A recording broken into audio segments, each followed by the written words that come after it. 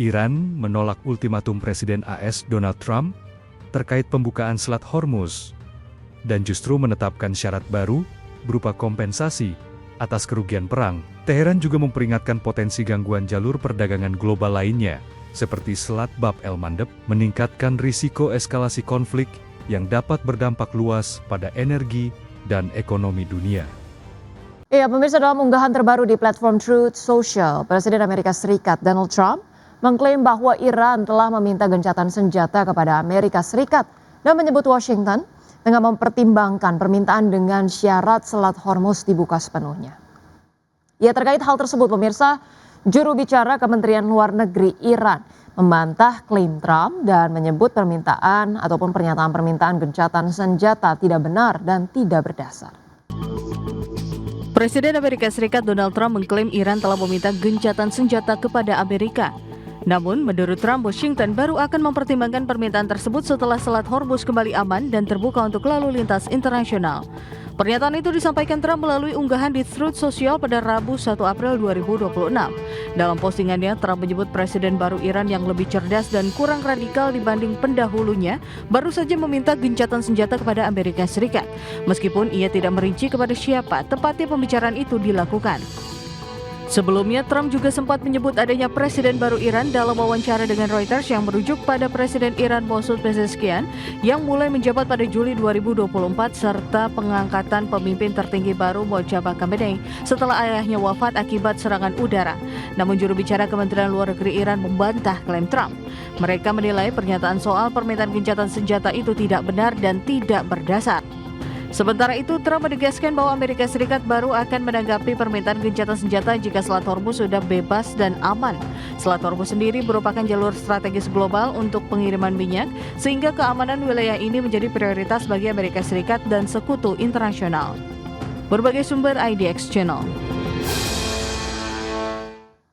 Pemirsa, Eropa berpotensi untuk mengalami resesi jika konflik Iran berlarut-larut dan harga minyak melonjak di atas $150 Amerika per barel. Pernyataan tersebut, pemirsa, diungkapkan oleh pembuat kebijakan European Central Bank, Yanis Stournaras, dalam wawancara terbaru dengan media. Adapun peringatan ini muncul di tengah meningkatnya kekhawatiran global terhadap dampak konflik Timur Tengah terhadap ekonomi dunia. Sementara itu, sebelumnya Bank of England menyebut perang Iran sebagai guncangan pasokan negatif yang signifikan bagi ekonomi global yang meningkatkan resiko terhadap stabilitas keuangan. Menurut Bank of England, kombinasi pertumbuhan yang melemah, inflasi yang meningkat, dan biaya pinjaman yang lebih tinggi dapat memicu tekanan bersamaan di berbagai sektor, mulai dari pasar, obligasi pemerintah, kemudian kredit swasta hingga valuasi saham teknologi Amerika Serikat. Adapun, pemirsa, sebagai catatan, sejak serangan Amerika Serikat dan Israel terhadap Iran pada 28 Februari lalu, gangguan di Selat Hormuz yang merupakan jalur utama sekitar 20% pasokan minyak dan gas dunia telah mendorong lonjakan harga energi secara global.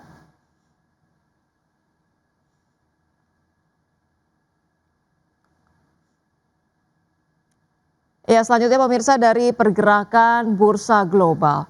Bursa ekuitas Wall Street berakhir di zona hijau pada perdagangan Rabu, didorong oleh lonjakan saham kakap seperti Alphabet, Meta Platforms, dan Amazon setelah Presiden Donald Trump memberikan sinyal bahwa konflik di Timur Tengah mungkin akan segera berakhir. Trump menyatakan bahwa Amerika Serikat akan keluar dari Iran cukup cepat dan dapat kembali melakukan serangan terbatas jika diperlukan. Pada penutupan perdagangan Rabu, pemirsa, indeks S&P 500 ditutup naik 0,72% ke level 7.579, indeks Nasdaq Composite melonjak 1,16% ke posisi 21.840 dan indeks Dow Jones Industrial Average meningkat 0,48% ke level 46.565. Sementara itu, pemirsa, bursa ekuitas Eropa memperpanjang rally pada perdagangan Rabu dengan indeks Stoxx 600 mencatatkan kenaikan 3 hari terbesar dalam hampir 1 tahun terakhir. Lonjakan ini dipicu oleh pernyataan Presiden Amerika Serikat Donald Trump yang menyebut Washington akan segera keluar dari Iran. Indeks Stoxx 600 ditutup melesat 2,5% ke level 597,69. Indeks DAX Jerman melompat 2,73% ke posisi 23.298 dan indeks FTSE 100 Inggris melonjak 1,85% ke posisi 10.364. Terima kasih Anda masih bergabung sama kami. Pemirsa, PT Wismilak Inti Makmur Tbk membukukan laba bersih tahun berjalan 2025 sebesar 419,21 miliar rupiah atau melonjak 40,35% secara tahunan. Ya, capaian positif tersebut selaras dengan tumbuhnya penjualan perseroan terutama di pasar domestik. Emiten rokok PT Wismilak Inti Makmur Tbk membukukan laba bersih tahun berjalan 2025 sebesar 419,21 miliar rupiah. Angka itu tumbuh 40,35% secara tahunan. Kinerja apik ini selaras dengan penjualan perseroan yang tumbuh positif terutama di pasar domestik. Melansir laporan keuangan 2025, perseroan membukukan pertumbuhan penjualan neto 34,33% menjadi 6,38 triliun rupiah. Sebesar 98,62% penjualan didapat dari pasar domestik sebesar 6,35 triliun rupiah atau meningkat 35,63%. Sedangkan penjualan untuk pasar ekspor terpangkas 58,59% menjadi 27,17 miliar tahun lalu. Di sisi lain, beban pokok penjualan tercatat sebesar 4,97 triliun rupiah. Angka ini naik 35,21% year on year. Komponen terbesar dari beban pokok penjualan disumbang oleh pemakaian pita cukai sebesar 2,79 triliun rupiah atau naik 40,94%. Porsi kedua adalah bahan baku dan pembantu yang nilainya naik 31,76% menjadi 1,79 triliun rupiah.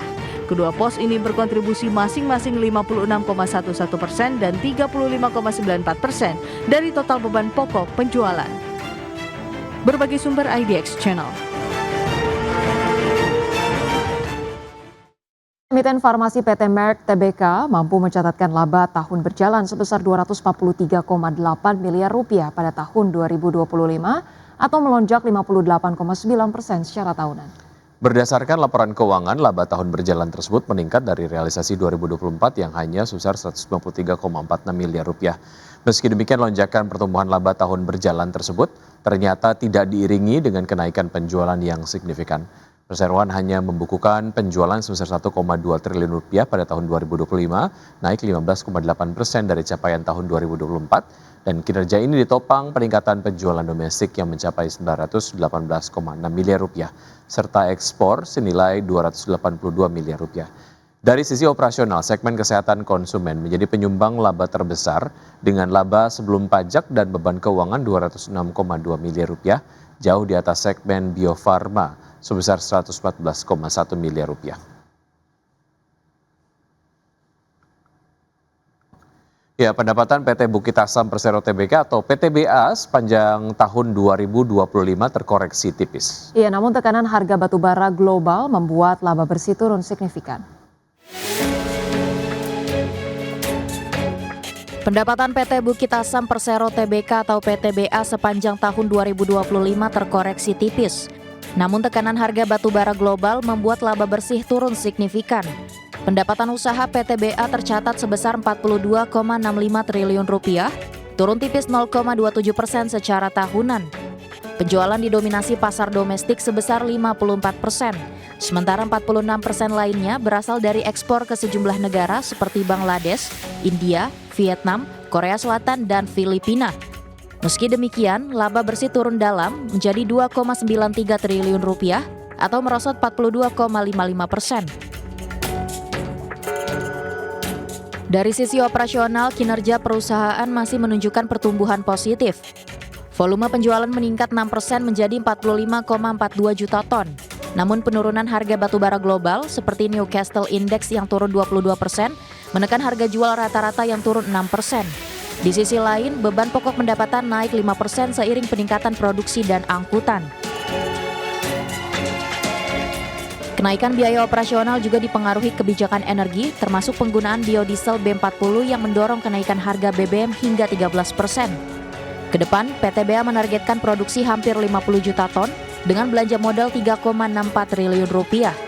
Perusahaan optimistis dapat menjaga kinerja melalui efisiensi dan strategi pasar yang adaptif. Berbagai sumber IDX Channel.